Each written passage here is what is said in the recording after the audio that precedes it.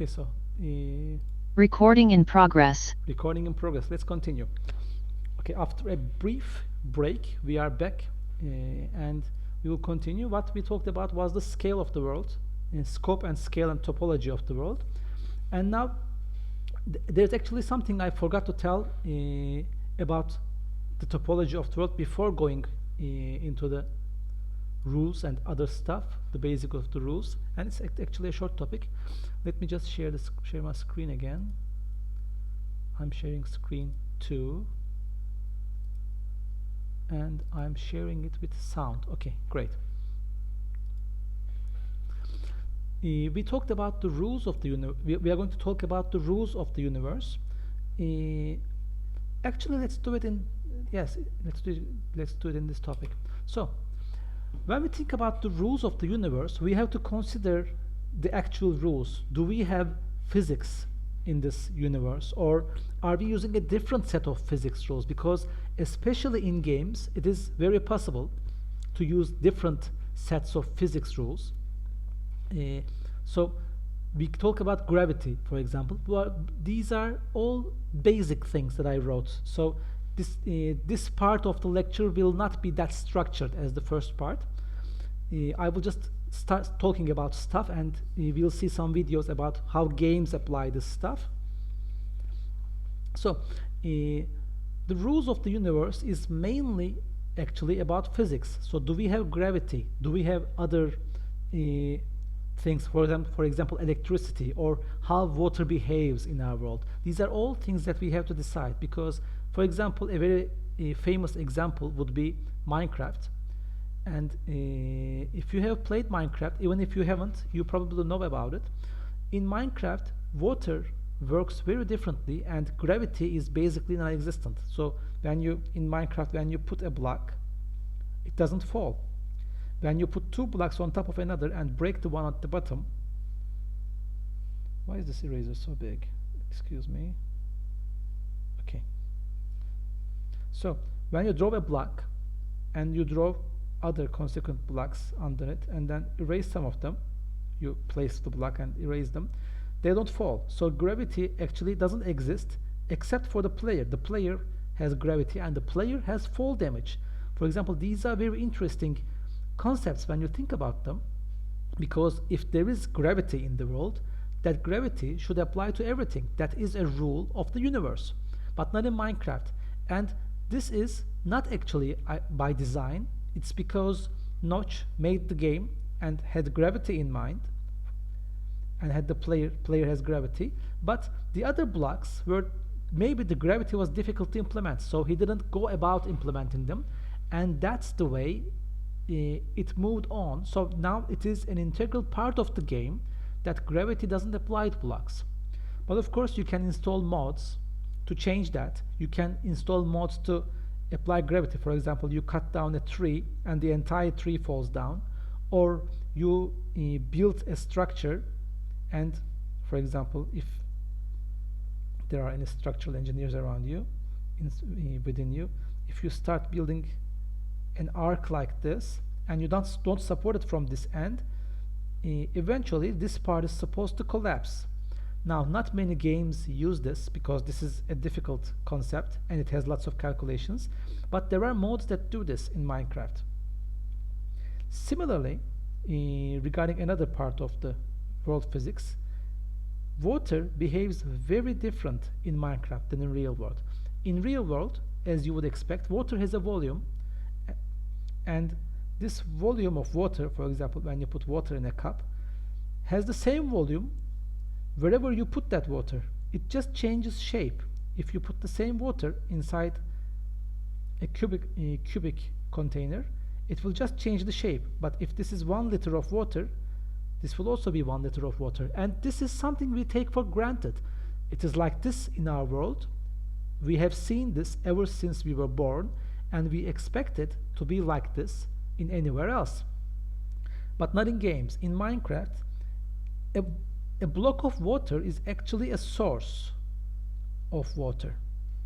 So when you place a block of water in the world, it starts to create water in 4 directions, and that water starts to flow. and you create a water effect inside the world. So this is effectively what we call a source. You can see this in electronics or in control theory or other stuff. This water is a source. Now, you may know that if there is a source in a system, something that creates a resource, you might also have a sink.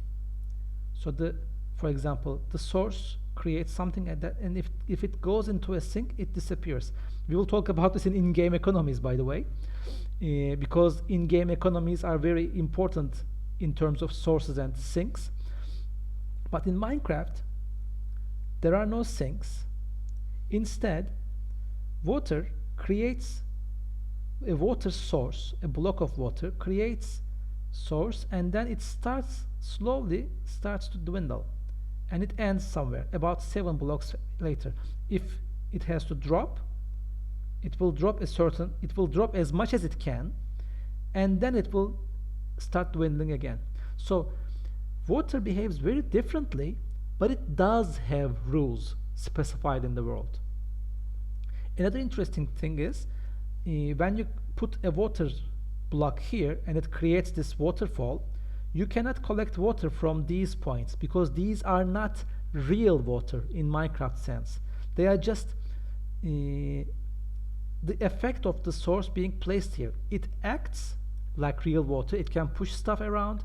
It can start press buttons, or I don't know if it can press buttons, but it acts on the world. It has an action on the world, but it is not the substance itself.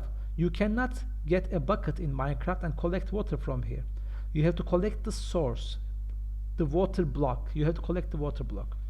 But then again, to further expand on the rules, Minecraft has an infinite water source. The sea in the world is an infinite water source, for example. And if you go to the seaside in Minecraft and pick up a bucket of water, that block will not disappear. The others will fill it in and create another block of water. So it's an infinite source. And for example, Minecraft has a rule for this as well. If you have a grid, Minecraft is a grid. For example, let's say you have a 4x4 grid of land, and you create a source with 4 water blocks. You go to the seaside, you get a bucket of water and you put it here. You get another bucket of water and you put it here. It fills these two. But when you create this pattern, it becomes an infinite source. So from now on, you can get as many buckets of water from here as you like. It's only if you fill it with dirt. Let's do that since we can. If you fill it with dirt, you destroy the infinite water source. So this is another rule of the game. It is a physics-based rule, very different from our world, very, very different from our world. But once you know how to play around with it, you can play around with it. So this means it is consistent. Again, very important. And I have a bad handwriting. The world of Minecraft in terms of physics or gravity is very different to us, but it is consistent, and that's what makes it playable, because it's a sandbox and players can play around with it.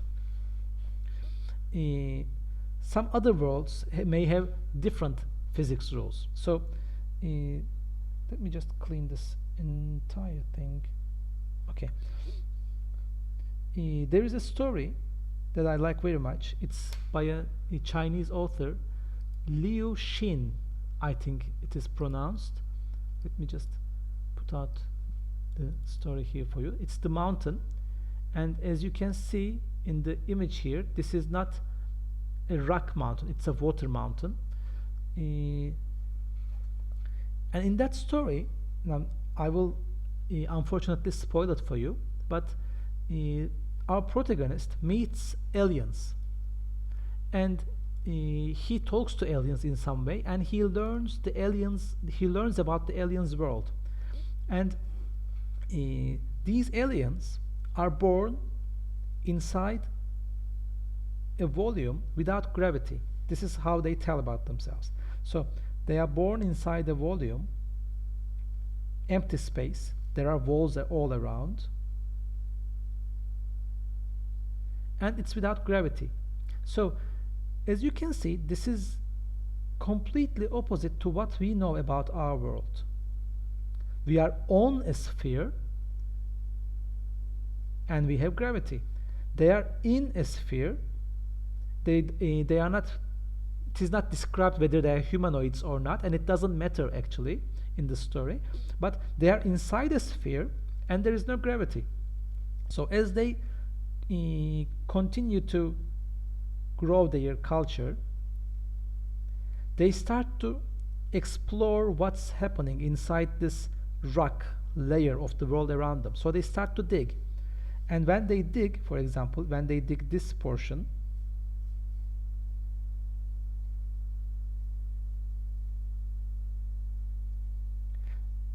the rock coming out from here has to go somewhere around in this world, because they are digging out rocks and they are throwing the rock in here, which in the weightless space of the reverse planet, let's say the inverse planet, starts floating around.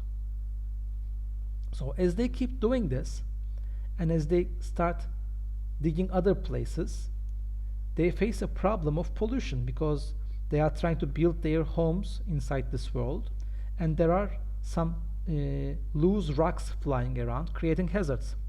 So they ban this digging thing. They start not to dig, but you can see how the story progresses. So they have to find some other way, and they start creating ships. And by a ship we mean they dig this and they keep digging. Let me just draw it in red. They keep digging, but they put the soil that they dig, or the rock that they dig, immediately behind them. So they create this and they put themselves in a bubble, and by digging they can move this bubble around, because they dig and put the rocks back. They dig and put the rocks back. They dig and put the rocks back. So they effectively create negative spaces inside a filled area and move around inside that area. But this is a very different concept than our own world, where we just walk around freely without any restrictions. Of course there are mountains and such, but that's not the point here. So they try to create a negative space inside a positive field area, and the interesting part is the total volume of their world is always the same, no matter what they do, because whenever they dig up some rocks, they have to put those rocks somewhere. They cannot increase the volume of their world.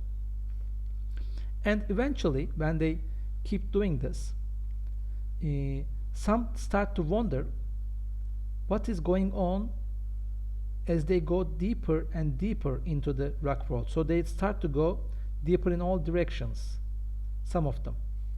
And after some time, for example, they start to experience weird effects with their description.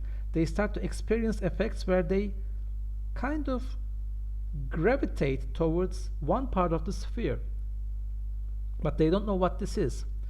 And this is actually gravity, of course, because, spoiler, they are actually in the center of a planet, rocky planet. They are born at the center, so they have no gravity, but they start to move outwards. They start to feel the effects, and after some time,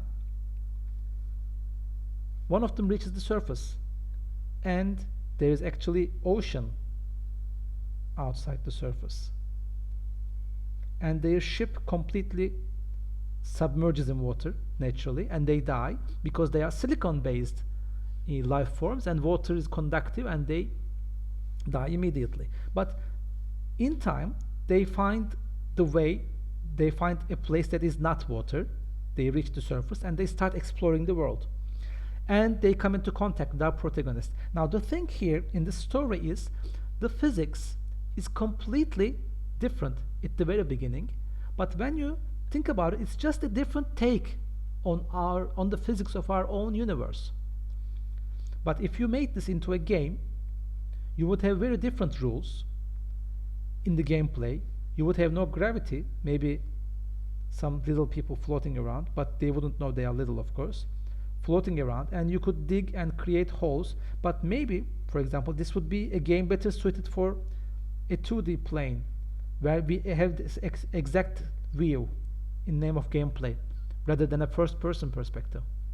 So, when we think about what we can do in our world in terms of physics, we can actually do many things. So it's just a matter of thinking outside the box. And for example, there is this game that I want to show you. Maybe you know about it. It is called Flow. Let me just put it here, and I hope you hear the sound. Oh.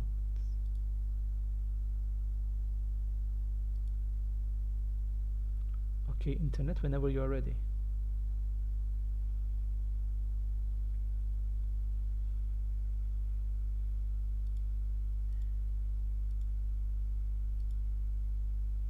Let me just check my connection here. It is good. Maybe I should.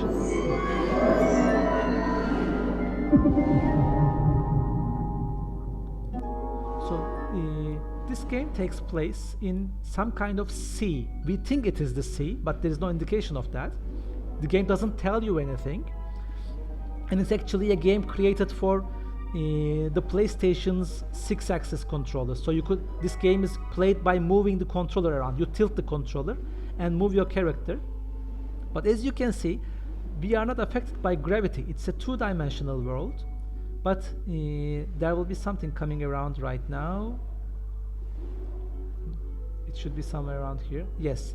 These dots, for example, there are red and blue dots, and they take you to different layers of the world. So the world is actually, let me just,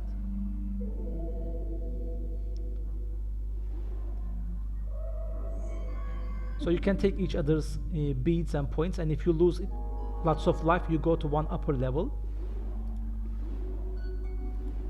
So this world is something like this. You have a layer, and then underneath that you have another layer, and then underneath that you have yet another layer, and it goes on like this. So you can traverse between the layers. The reds take you down, and blues take you up. The game does have an ending, but it doesn't have a plot. It doesn't have a story. It is just a relaxing game like this. But you see, the topology in this world is layers, and it is arguably a 3-dimensional world in the world sense, but in the gameplay sense, it is 2-dimensional. You can just move left, right, up, and down. So another example, for example, let me just close this, is a game from a long time ago. It is called Hunter Hunted. This game required 32 megabytes of RAM, unheard of at the time. And I didn't have the computer to play it. But now you will see another implementation of the same mechanic, same world topology. Again, I think it's because I chose long videos, long gameplay videos. My bad, I'm sorry about that. Now, basically, this was a game where you, as it loads, Do you resent our little game, human? Begin mission. you run around, and the thing is, you have these layers, and you can go inside those layers and outside those layers.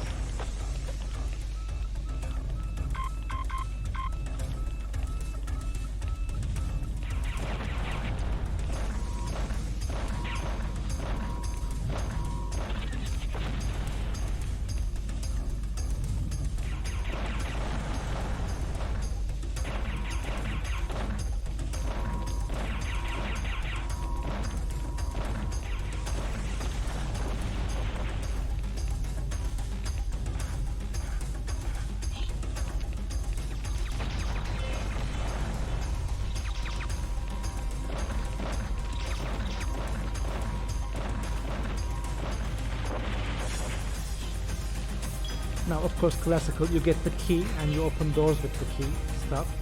It's all there.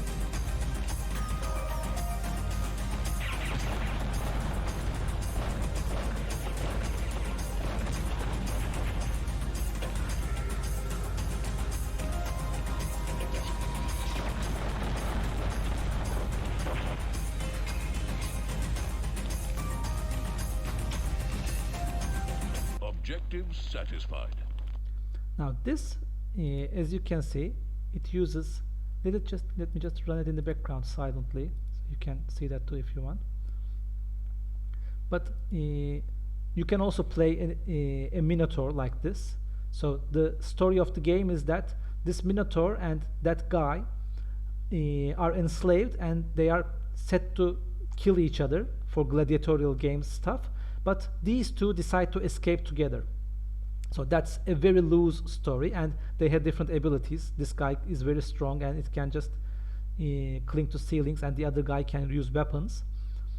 Jake is human, and I don't remember this guy's name. So, but this world uses the same topology. Let me just erase everything. But it uses it in this way. So it's again a three-dimensional world. This time you have gates that give you passage from one layer to another, and from this layer to this one. But for example, this one also has another layer of depth, because when you are inside a layer, you can use a special button to hide. You put yourself against the wall, and the other layer of enemies in that same layer cannot detect you. So you are playing on this outer one. Actually, you shoot everything, you run from everything, and when you use the hide mechanic, you go to this one. You are hiding even if you are in plain sight. Or you can go to one back mechanic. Now this against this, they seem to have the same layer system, but the movement is also different, because in Flow, the game we saw previously, you can move in any direction, any two directions, without restriction. In this one, there's a gravity that pulls you down, and you have to climb or jump and do other platformer stuff that will take you to your objective. This is an interesting example for that. Now, this, for example, is an interesting take on the physics rules or the basic rules of our world. Now, there's something I want to show you that is not about the games, but it explains this. It's something I want to tell you rather well. It's about silent cinema and comedy.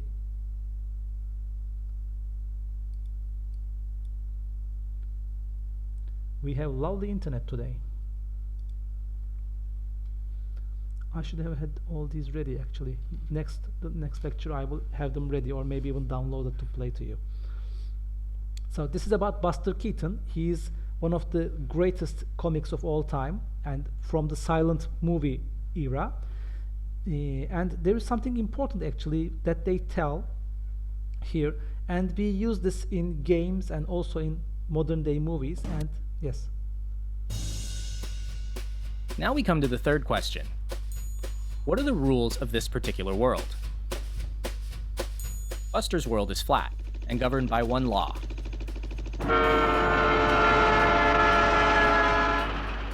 If the camera can't see it, then the characters can't see it either. In Buster's world, the characters are limited by the sides of the frame and by what's visible to us, the audience. And this allows him to do jokes that make sense visually, but not logically. A lot of his gags are about human movement in the flat world. He can go to the right, to the left, up, down, away from the lens, or towards it. Look familiar? She's been murdered, and you think I did it. Like Wes Anderson, Buster Keaton found humor in geometry. He often placed the camera further back so you could see the shape of a joke. There are circles, triangles, parallel lines, and of course, the shape of the frame itself, the rectangle. I think staging like this is great because it encourages the audience to look around the frame and see the humor for themselves.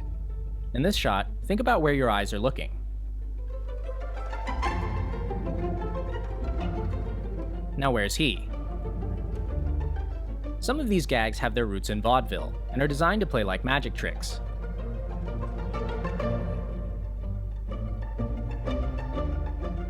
And like all great magic tricks, part of the fun is trying to guess how it was done. Keaton had a name for gags like these. He called them impossible gags. They're some of his most inventive and surreal jokes. But as a storyteller, he found them tricky because they broke the rules of his world. We had to stop doing impossible gags and what we call cartoon gags. We lost all of that when we started making feature pictures. They had to be believable, or your story wouldn't hold up. So instead, he focused on what he called the natural gag, the joke that emerges organically from the character and the situation. Consider what he does with this door.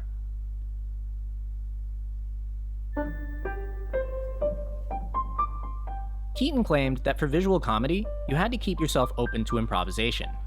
Okay, so the rest of the video talks about keeps going about comedy, but what we talked about is the rules of our world, and what we see here is an approach that we see in modern day television or movies as well. Even though it says in the video that the Buster says they had to stop doing impossible jokes, but this rule here, you see right here, the player, the character sees what the audience can see because we are the target. And now I will show you something else that will be very familiar, I believe. Now this scene is from Game of Thrones, and I'm sure you know it very well. This moment is the one that I'm trying to show you.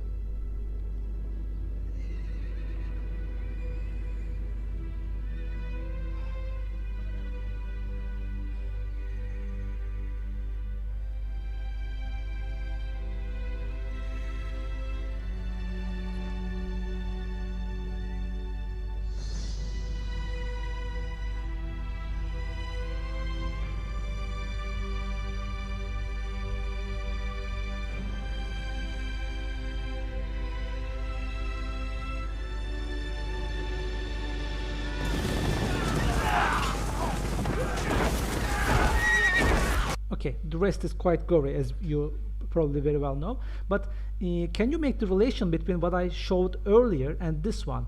There is no way this character, Jon Snow, doesn't hear the hooves of the horses of his own men coming back to rescue him. But we don't see that. We have music, and we have his, oh, this time I really hacked up look on his face, and he prepares to face the army alone. But then, to our surprise, and to his surprise as well, his army rushes from the back. But in the real world, this would not be possible because he would have heard that army coming back, coming from the back for him. So these kind of rules also can be present in games because the character most of the time sees what the player sees, or sometimes the character doesn't see what the player sees in the form of a minimap, for example. You have a minimap, you know something, but the character doesn't know. But this can, the reason I showed these clips to you is that these kind of things that are centered on the audience can also affect gameplay and in turn our world. Now there are other things, for example, I want to show you about this. About our perception and the way we play with it, and it is about portals. Actually, the second part, there are lots of games about portals, Portal being the most famous, but there is one that I want to show you that plays around with the world. Now this is the game Prey, and not the 2016 Prey, the 2006 Prey. That is the predecessor, but they are not actually related. So they took the franchise, completely stripped it of its old game, and they built a new one. And there were lots of people waiting for Prey 2, so it's a pity, but this is a good... Let me just make it full screen for you and turn down the volume a little bit because it is loud.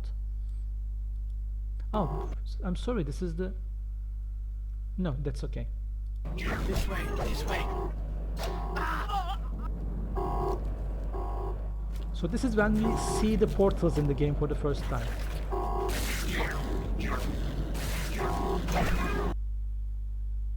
me just turn it down a lot so you can hear me.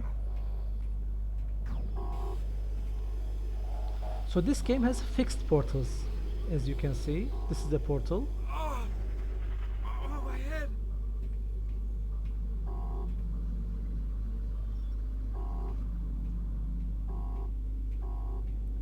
What the hell is this place?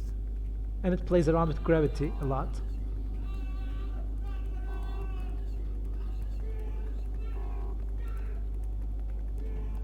And this is the very beginning of the game, so it shows you that it's going to play around with this and tells you to see the mechanics that's going to happen.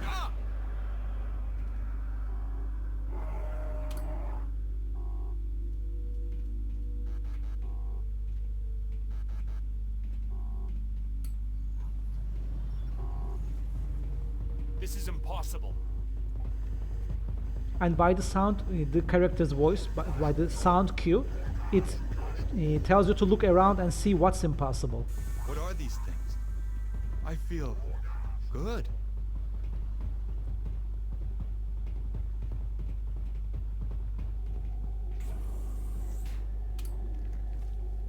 Okay, so further into the game, let me just load the other part. It is the same video, but I have timestamps, so I will just play this one.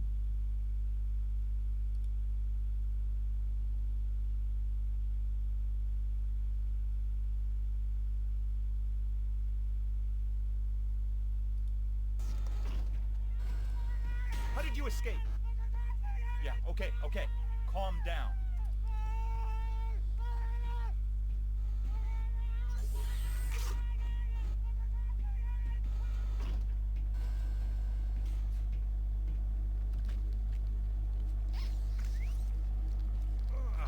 Nasty.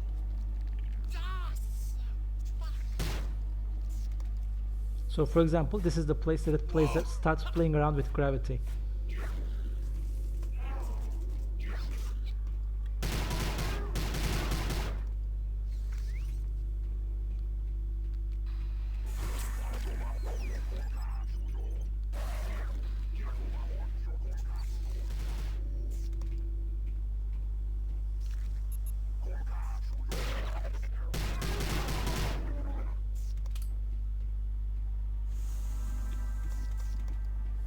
So when you walk on these areas, you can just break the Euclidean geometry and change the direction of the gravity. And for that time, as you can see here, for that time it was something very different. Right now we have lots of games that play around with gravity.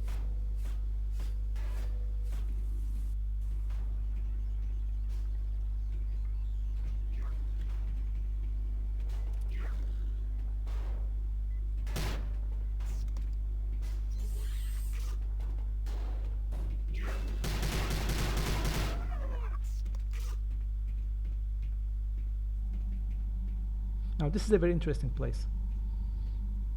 There's a video on YouTube about non-Euclidean worlds. Yes. If you want, I can share it with. Okay, great. You can share it in the chat. Okay. Oh my god, he's a giant.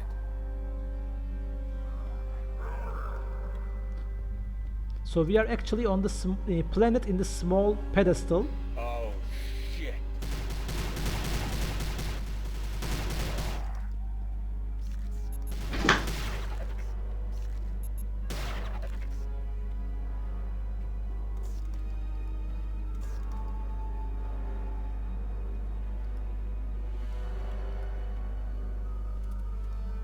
That video is fucked up. Ya matristlerde falan çakıyorum bir şeyler. This is fucked up. Okay, so this game Prey plays around with gravity a lot, and it plays around with Euclidean geometry like this a lot. Let me just open the chat. If you have shared the video, I cannot. This video explains the engine specific Okay. size. I think I know the one you're talking about, if I am not mistaken, but let me just, The code parrot. I'll just play it now. Let's see it together. No, not this one. I just couldn't copy it. Let me just click on this and hope it will take, yes, the right screen. Ah, yes, I know this one. This is a specially made engine specifically for this. Short on the inside. Yes, yes. So this effectively changes the player's size as well as the position. So And then this this is tunnel very is the interesting because, It appears short, but it takes a long time to travel through it. but for example, this doesn't actually The break shortest the path world between two in game points is mechanics not term. necessarily It's a straight line portal. anymore. Here's another example of a house. See if you notice anything suspicious as I walk through it.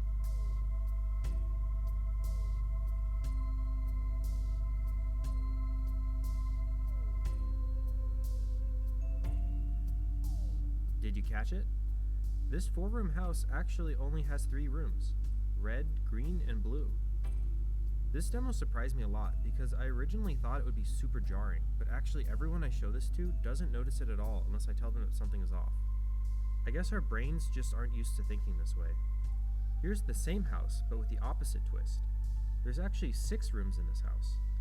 And in fact, I could cram an infinite amount of space into any finite space.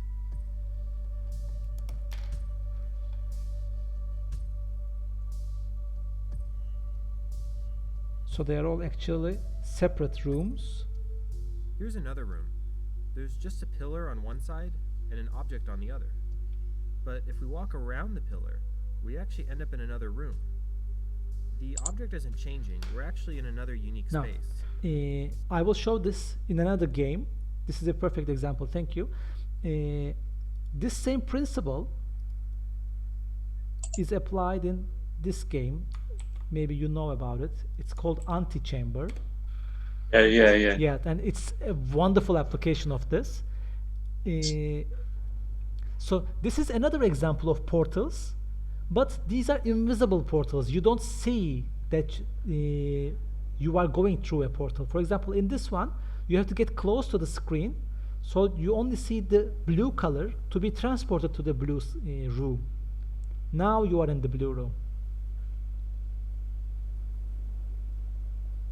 You are actually teleported. It's a portal, but the portal is outside, so we don't actually go through it. We are teleported, kind of. So we have to take that device over there, the blue one. See that one? That's an important part, rather like a portal gun.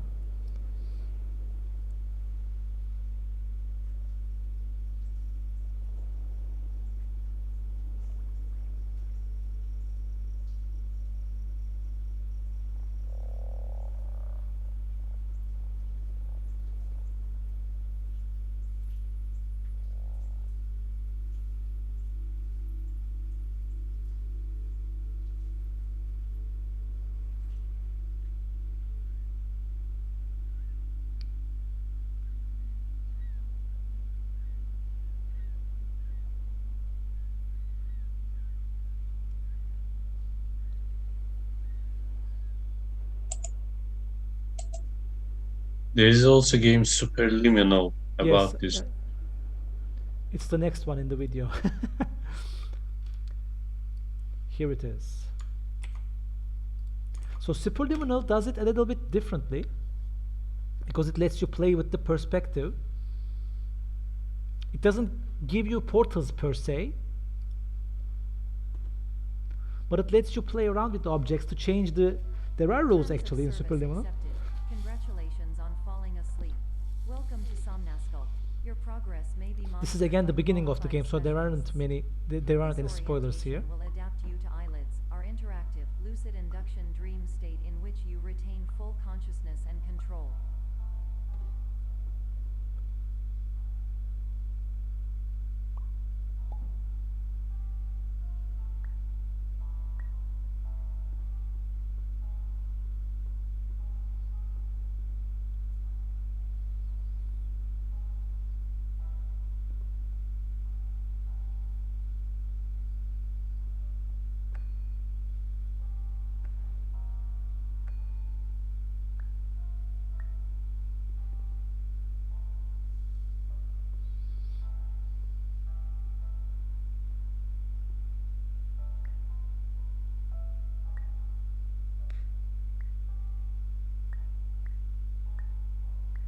For example, this is something you learn to drop some object from height and make it bigger. So it's a rule actually in the game that you have to apply. Confirmed. You can move freely, interact with surrounding objects, and listen to messages from your patient care team. Please note that I am the standard orientation protocol and that my voice has been explicitly chosen to remind you that I am not a part of your patient care team. Okay, and then there is the titular game that gave us this entire character structure, the portal. So that's the Enrichment Center is committed to the well-being of all participants. Cake and grief counseling will be available at the conclusion of the test. Thank you for helping us help you help us all.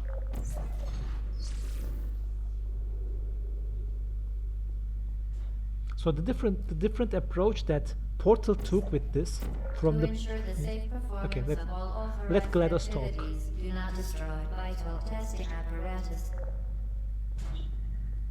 So you all know the Portal, so I don't have to show it to you as much, but what Portal did, and that it was a breakthrough at the time, that it gave you control of the portals.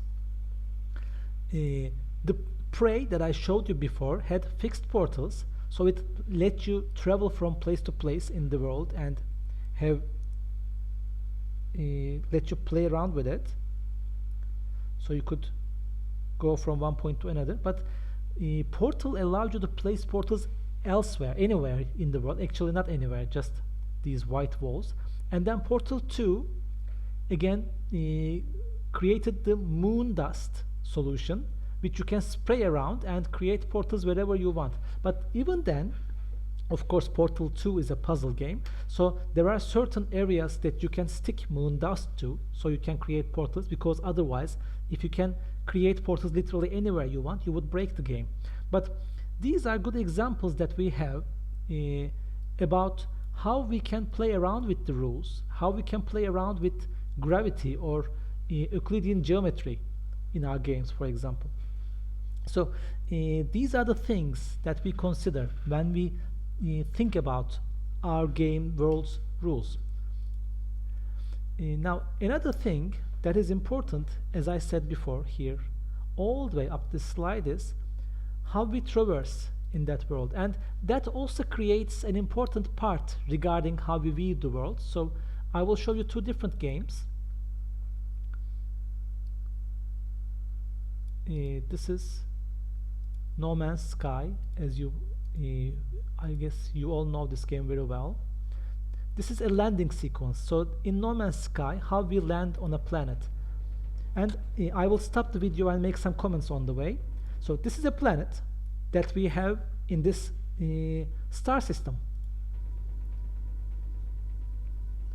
This is another planet in the same star system.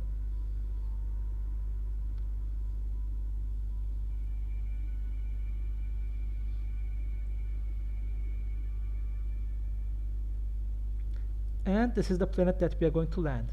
Now, if you are interested in space, or if you're an astronautical engineer like I am, this is very disturbing for you, because planets cannot be this close to another. They don't form this close to another. If they are in each other's orbit. But No Man's Sky doesn't have such reservations. So these are all bodies in space, because it's an exploration survival game. It is not a space game per se. It's not trying to be accurate regarding that, but let's continue with the landing.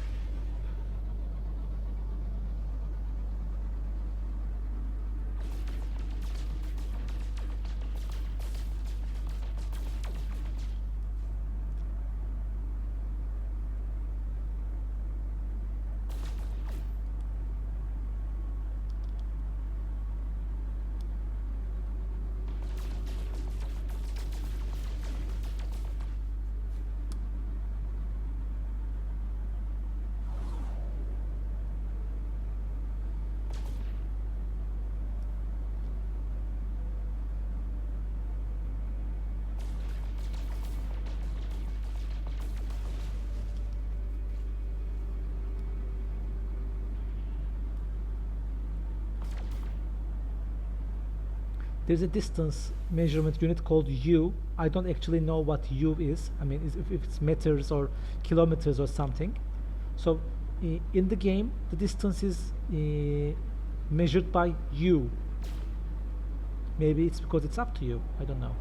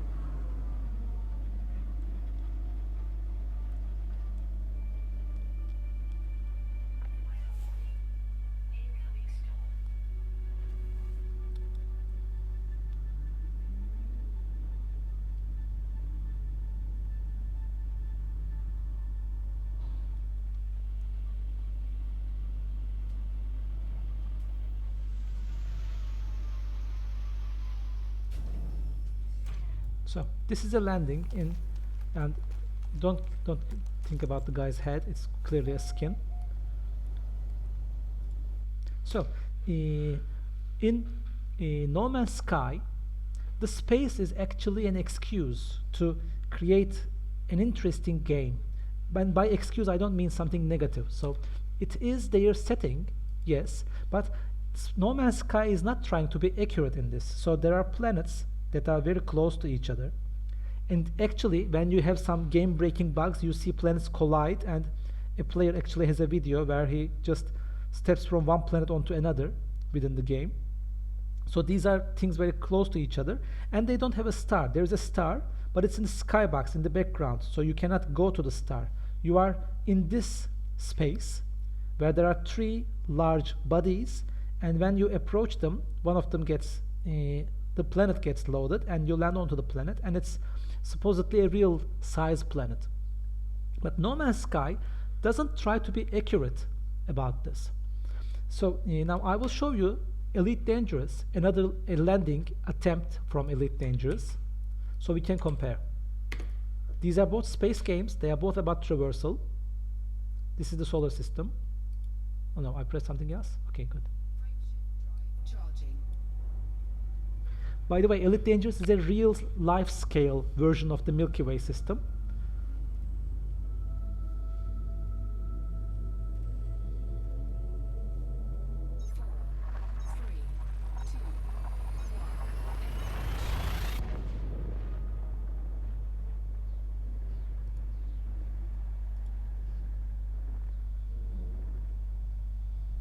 This game has amazing sound design, so I will turn up the volume a little bit. So, this is our sun. It is a physical object in the game.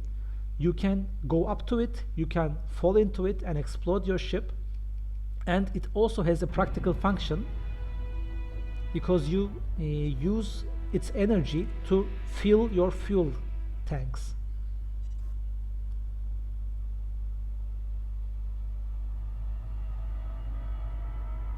As you see here now.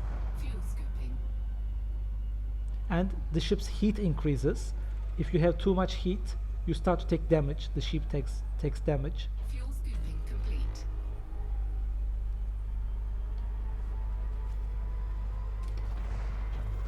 Warning, temperature critical.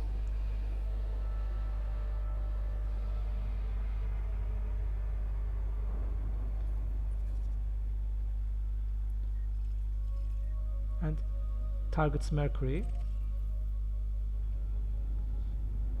Now here you see this is light seconds, so it's accurate because light second is a distance unit. It is 1 light second is the distance that light can travel in 1 second, obviously. So this let's see Mercury first. Jupiter, Mercury. It is 202 light seconds away. So this ship obviously has a frame shift drive. It allows to go there fast. But for example, the ship is now going in 7.79 light speed. So 7 times the light speed. Of course, it's impossible in our world, but this is science fiction. Arrival time is 20 seconds. So that the player isn't bored. These ships can be really, really fast. This is also, again, a gameplay decision. But this tries to portray it accurately.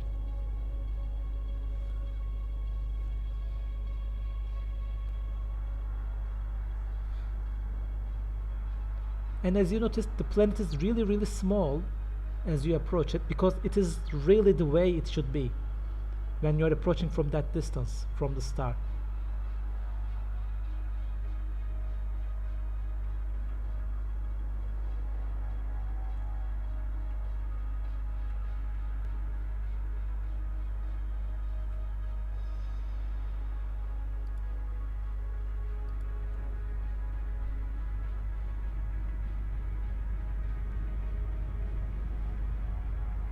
The game takes place in the year 3000, so there are cities on Mercury.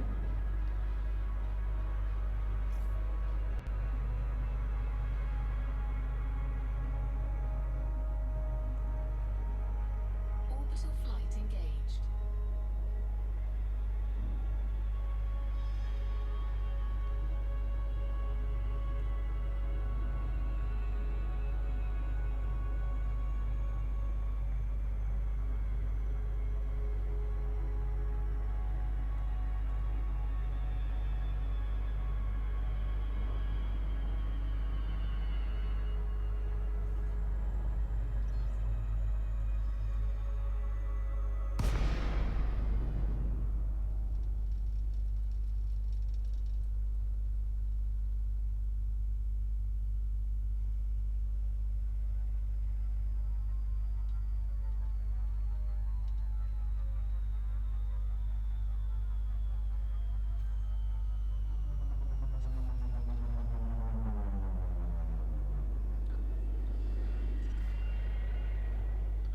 So for example, in this game, when you are doing a planetary approach, you have to approach at a certain angle, or you might your ship might be damaged again, or you might crash onto the planet's surface.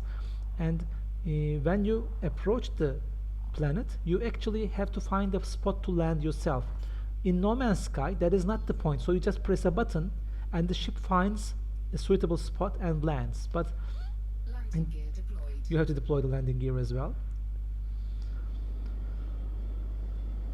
So Elite Dangerous tries to be a simulation in which you can travel in very high speeds to go around the galaxy, but it is a galaxy and you can move around in it realistically.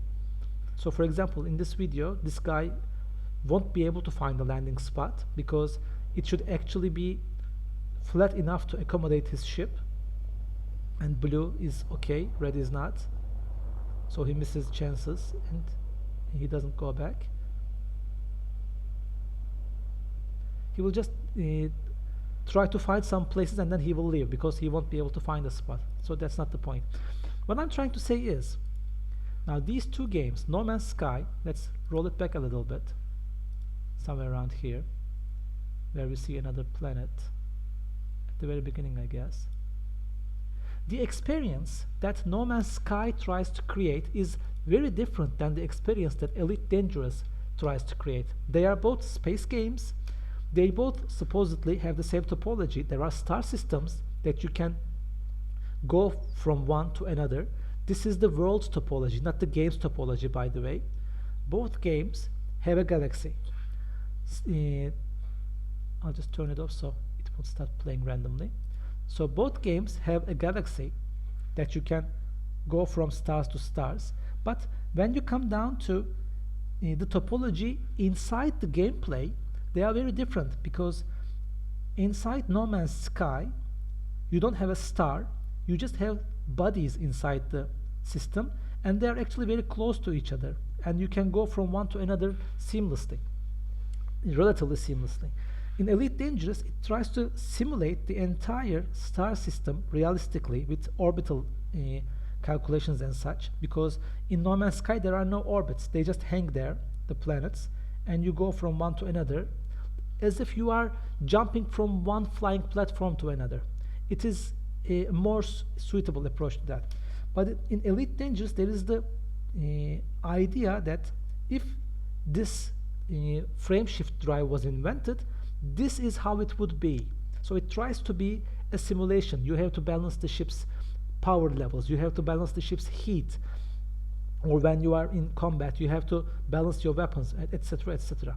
So these are very different approaches to traversal in the world. And then from the world perspective, and as well from the game perspective. So let me just check my notes to see if there's anything else I want to add, but there is not. So this is actually the end that I wanted to show you for this lecture. To sum up topology, the important thing for us, what is the nature of our world, how is the traversal in our world, and how does it affect the world from the world's perspective, and how will we use it in the gameplay. There is one thing I want to add. Actually, I realized it when I saw the Skyrim's map. Now, player's traversal is not just limited to space, of course, because not all games take place in space. So let me just show you this. In Daggerfall, my absolute favorite in the series, the world is flat. So now there are very little mountainous areas, but you don't have to climb anything, because you are not supposed to walk in the world. You are supposed to fast travel everywhere. But the world is flat. Whenever you come to a city, you are on a flat plain and there are buildings, but you can climb these buildings. You can jump from rooftop to rooftop, though it is not very effective, or it doesn't serve anything, but you can just do that. And when you come to dungeons, you are actually in three-dimensional spaces where you have to go up with elevators or with ramps or ladders, and you have to come down. And most importantly, you can cast a levitate spell that will ease your traversal in a lot of areas. So you can use levitate spells and teleports to make your job easier. Now, in contrast to this, Morrowind also has vertical motion, because you have flight spells, and you have not flight spells actually, but you have levitation, and you can climb stuff, but it doesn't use the same flexibility when it comes to dungeons. Skyrim, on the other hand, has none of this. None. Skyrim, when gameplay is concerned, is entirely flat. You don't have a levitation spell. You cannot go up or down the world at your own convenience. You have to climb, which is actually a two-dimensional action, because you have to walk through somewhere to climb that mountain. You cannot, of course, unless you are using mods or cheats, but that doesn't count because it's not in the design of the game. So you cannot fly up somewhere, you cannot fly down from somewhere. The only way you can traverse the land is actually using the WASD keys.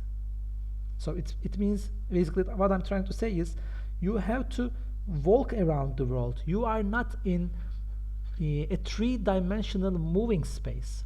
You are not moving in 3 dimensions. You are moving in 2 dimensions in a 3D world. And this also reflects itself in the dungeon design, because Skyrim's dungeons are basically very long corridors. You have to go through all of it to get to the end of it. And this is very frustrating for me, again, immersion breaking, because once I went into an elven castle to kill the elves inside. They are Talmor, so kind of okay in that world from my character's perspective. But this castle, which is essentially a box from the outside world, has a layout like this. So what's here? What's here? What's here? There's nothing. This thing goes around like this. It is designed in such a way that you are moving through the intestines of a monster, but there's nothing else around it anywhere. And you don't have any freedom to move up or down in this world. Sometimes you come up a ledge and you see something below. There is a whole courtyard below, for example, but you can be sure you will pass from there, and that's just another part of the dungeon. That is not some area you can explore. That's an area you will explore eventually. So this is the kind of movement that the Elder Scroll games degraded down into. I'm saying it this way because I miss the good old days. But when you look from a gamer's perspective, this creates a lot of accessibility because it makes the game easier, so console players can play as well. That was the main design decision behind Skyrim. But when you think it from a company perspective, it makes the game hugely popular, and it was a very successful game, so maybe we cannot blame anybody about that. Another thing I thought about is when you compare for example, again, I'm an old player, so I will talk to you about Battlefield, but not Battlefield 1 or 2 or 5, about 1942, the first Battlefield game, because it is the only one I played. But in Battlefield games, you can run around as a soldier, or you can pick up a plane and fly around as a pilot, or you can use a jeep, for example. Traversal has many different shapes, and you can even use a battleship to bombard, for example, the coastline. So you have lots of options in means of traversal or experiencing the world. Or in any other shooter game, I played Call of Duty 4. It is the last one I played, the only one I played, I guess. In that, you are just the foot soldier, and you can call the airstrikes in, or you can do some other shenanigans, but you are basically moving in, again, these two dimensions. Whereas in this one, you have an exploration range much higher than this one. Again, this doesn't mean that Battlefield is the better game. It just means it has more options, so it caters to a different kind of gamer, probably. So this is another thing that we can consider when we think about our world topology, and in turn our games topology. So I covered the parts that I forgot about as well. So now this is the end of the lecture. I hope it was enjoyable for you this week. We had a lot more example content that we saw, but for this week, let's make our exercise to think of a topology for our world. We can think of something very boring or normal, and that's not bad, by the way. But now we have more to think about when we say it's a fantasy world in, for example, a continent that resembles Europe. But when you think about your game, for example, the game that you will design, and we won't be designing a game at the end of the course, that's not what I mean, but if you are building this world for a game, what would this world topology mean in terms of the game mechanics, in terms of the gameplay topology? So you can think about that as well. All right, see you next week. See you.